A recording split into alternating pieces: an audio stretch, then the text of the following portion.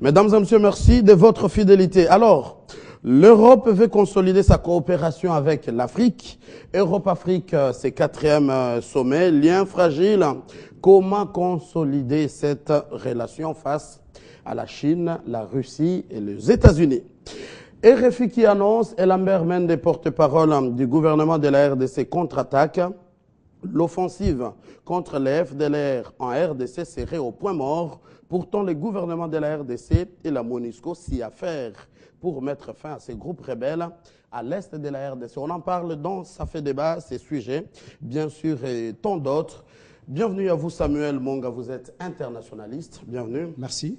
Franklin Tchamala, vous êtes un des communicateurs de l'AMP. Merci d'avoir répondu à notre invitation. Merci beaucoup. Christian Choukourou, politologue. Bienvenue. Merci. Vous venez de l'Est, bien sûr, vous revenez avec beaucoup d'informations et des réalités sur terrain. Alors, l'Europe et l'Afrique. Monsieur l'internationaliste Samuel Monga, il y avait ce qu'on appelait la France-Afrique. Est-ce qu'aujourd'hui on peut dire que maintenant on a quitté la France, on veut prendre une vision plus grande, c'est maintenant l'Europe-Afrique, ou même si Van Rompuy a dit que ça sera un partenariat d'égal, est-ce que c'est toujours la main du colonisateur ou une flatterie quelconque? Quelle lecture? Écoutez, pour comprendre les relations entre le bloc européen et le bloc africain, il faut avoir égard à deux cadres législatifs, ou plus précisément juridiques. Le premier, vous vous en souviendrez, ce sont les accords ACP, signés à l'époque au Togo. Toujours vous comprenez, voilà. En application, les accords ACP. Voilà, et puis qui ont été en quelque sorte légèrement réformés en 2000 à Cotonou. Et puis, il y a eu l'autre cadre juridique qui consiste en la stratégie conjointe Union africaine, Union européenne, dont les objectifs affirmés étaient de permettre une coopération entre les deux blocs dans une série de 8 grands domaines, commerce, bonne gouvernance, droits de l'homme, etc. Et avec pour conséquence directe, en tout cas du point de vue africain, c'est que progressivement les relations des deux États ou des deux blocs vont se soustraire du carcan de, comment dirais-je, de l'aide, qui était donc un héritage beaucoup plus paternaliste et anti-développement pour l'Afrique, si vous voulez, et puis aller progressivement vers la création des conditions d'un vrai partenariat commercial entre les deux blocs. Et puis, de l'autre côté, c'était de considérer l'Afrique comme un continent, comme un tout. Et donc, mettre un terme à l'approche fragmentée que développe l'Union européenne quant à sa politique africaine. Mais sur terrain, on l'a bien constaté, l'Europe s'est cabrée dans sa posture classique.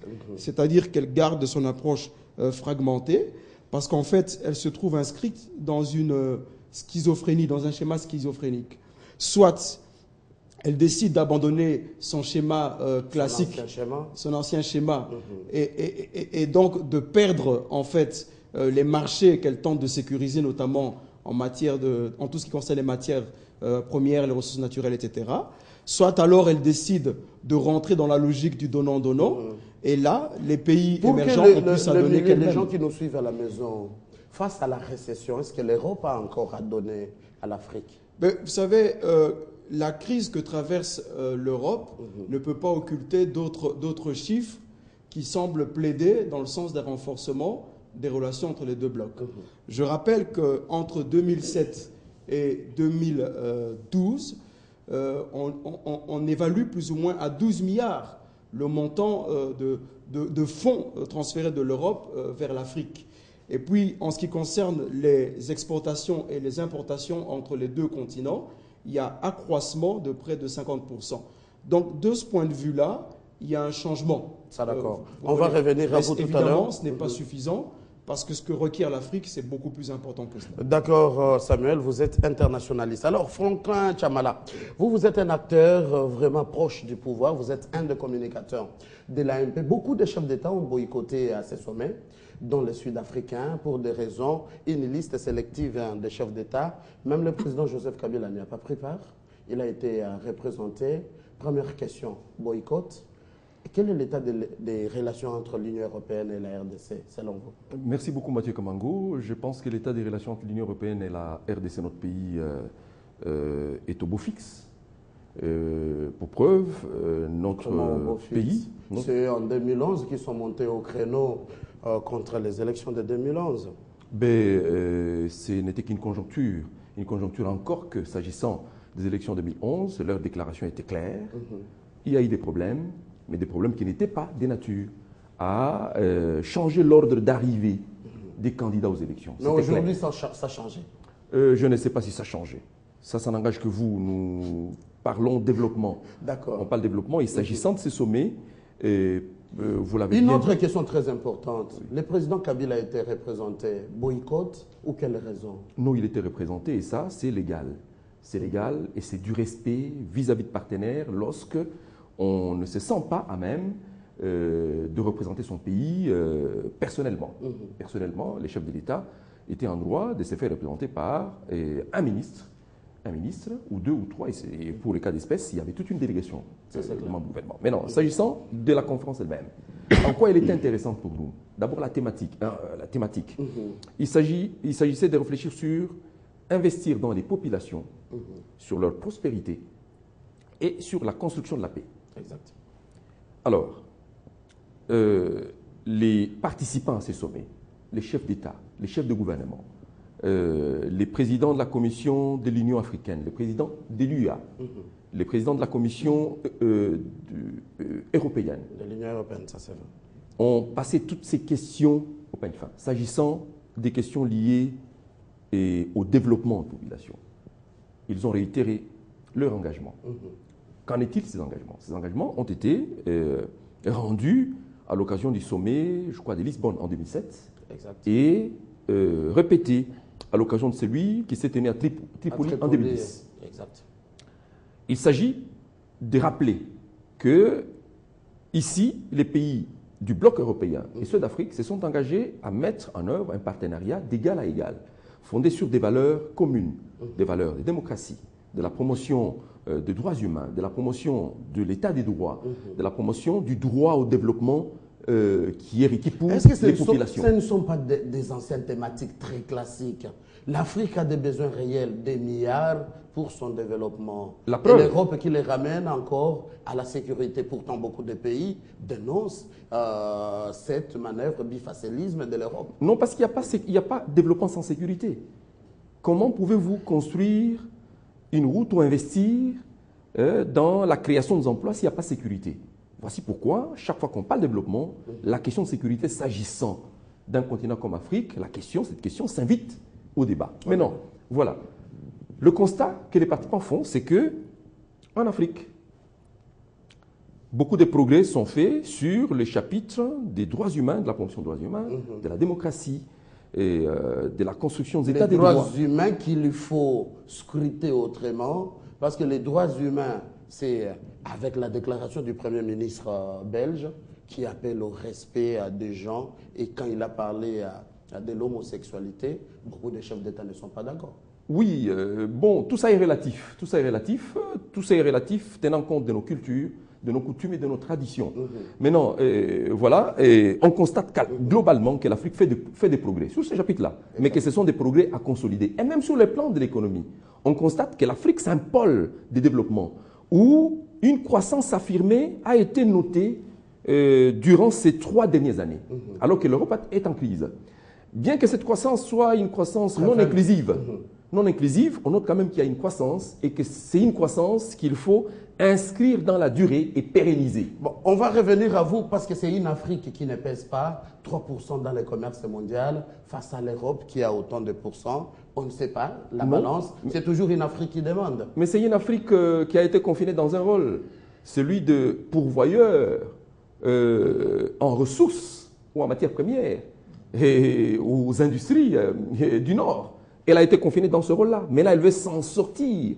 Et réussira-t-elle à le faire? Vous avez vu lorsqu'il est revenu au président Kabila de casser la baraque pour essayer de conclure avec les Chinois le contrat chinois ici, infrastructure contre mine. Farouchement vous opposé. avez vu comment ça soulevait des bases. Ça c'est clair, Franklin Cham. Alors, on revient à vous tout à l'heure. Christian Choukourou, vous êtes politologue, une analyse indépendante face à la Chine, qui a des milliards avec Exim Bank et d'autres partenaires, et l'Europe qui propose aux gouvernements africains de quelques millions, 300 millions à l'UNICEF, 20 millions pour les médias, ainsi de suite. Est-ce que les choix pour les Africains est vraiment facile? Ou ces partenariats seraient très fragiles? Oui, tout dépend de ce que veut l'Africain lui-même.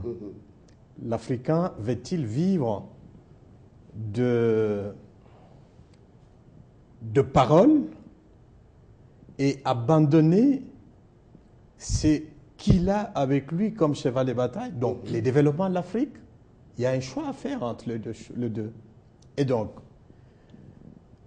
nous parlons du sommet Union européenne et l'Afrique. C'est le 4e. En 2000, je crois que c'est le Caire. Le Caire, là nous sommes en Égypte. Non, non. C'est à Lisbonne, je crois. En 2007, c'est au Caire, en Égypte. Et en 2010, à Tripoli, en Libye. Des fois en Afrique, des fois en Europe. Et donc, la plus grande question que nous devons nous poser en tant qu'Africains, quel est le bilan de tout cela? En tout cas, moi, personnellement, j'ai un bilan mitigé par rapport à tout ça. Comment mitigé? L'Europe, quand même, quelque part, rapporte beaucoup aux gouvernements africains. Par rapport aux objectifs qui se sont signés, par rapport à ces cadres-là, les développements, l'emploi, c'est chaque jour que vous suivez les Africains fouillant la misère, à la verre, et eux le repoussent encore une fois. À quoi sert cette aide qui nous amène? Soi-disant aide. Et mais l'aide ne veut pas dire recevoir toute la population africaine. Je pense qu'aujourd'hui, l'Africain doit être objectif. Il doit savoir ce qu'il veut. Et donc, je pense aujourd'hui que la Chine est au moins claire, parce que, effectivement, c'est la France-Afrique, avec l'Union européenne, qui est en continuité, en réalité. Vous savez ce qui s'est fait aujourd'hui quand un chef d'État refuse, par exemple, que le prix de matières premières soit fixé par l'Africain lui-même. C'est un grand problème. Et c'est au fait, dans cette ambiance que veut nous berner l'Europe. Et c'est inacceptable. Si aujourd'hui, donc, la Chine offre mieux qu'on nous laisse, parce qu'aujourd'hui, maintenant, nous nous sommes rendus compte que nous voulons les développements. Or, chose qui n'est pas très facile et aisée, là vous pouvez intervenir les autres. On sent un chef d'État africain qui n'a pas de soutien européen, il est facilement bousculé. Oui, on a vu même justement parce qu'effectivement, la relation qui nous unit avec l'Europe, c'est au fait ce paternalisme-là qui va être pérennisé à tout prix. Un partenariat paternaliste. Oui, c'est la France-Afrique, donc c'est le matière première contre des aides, et des aides qu'eux-mêmes gèrent. Vous savez, en 2013, l'année passée, donc en octobre, vous savez, le problème qu'on a eu avec la Cour de compte européenne plutôt, sur l'inefficacité de l'aide de l'Union européenne en République démocratique du Congo. On s'est rendu compte que le projet pour lequel l'argent est débloqué en termes de milliards ne change en rien la situation. Ça n'amène à rien de développement. Voilà la situation dans laquelle on veut nous pérenniser. Et les Africains doivent faire un choix. Absolument. Il y a un choix à faire entre les développements et le parole de caresse. Non. Samuel Monga, vous êtes internationaliste. C'est clair, ce qu'il dit. Les projets Banque mondiale, ça dure d'abord trop longtemps, 5 ans, on ne voit pas l'impact. Mais vite, les projets de la BAD, la Banque africaine pour le développement, ça se matérialise. On voit pour la RDC, c'est la route